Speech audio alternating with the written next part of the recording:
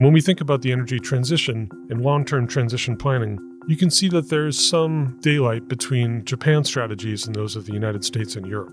And this is only natural. I think countries without natural resources have to be a bit more cautious and careful in their long-term planning. And resource scarcity and import dependence really raise the stakes in transition planning for a country like Japan. Hi, I'm Ben Cahill, Senior Fellow with the Energy Security and Climate Change Program at CSIS. And I'm here to talk about my recent brief with Jane Nakano and Kunro Irie, How Japan Thinks About Energy Security.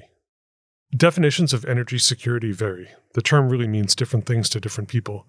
And in this brief, we tried to define what energy security means to Japan and how the concept of energy security has evolved over the decades.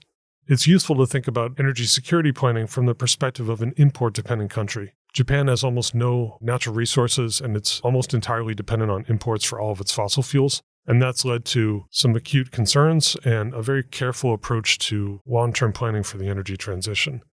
And in this brief, we look at how Japan's thinking on energy security has evolved over the decades. We spend some time examining the types of institutions that Japan has created over the decades and the overseas investments that it's made and the relationships that it's cultivated with energy exporting countries to help boost its energy security.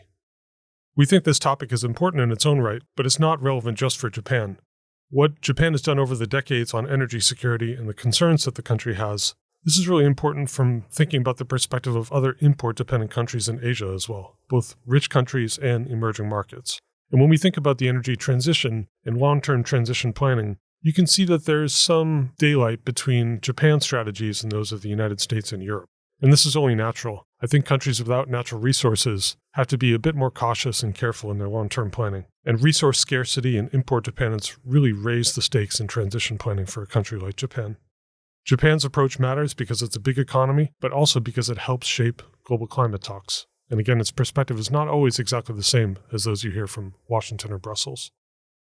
To read the full brief, How Japan Thinks About Energy Security, please visit csis.org.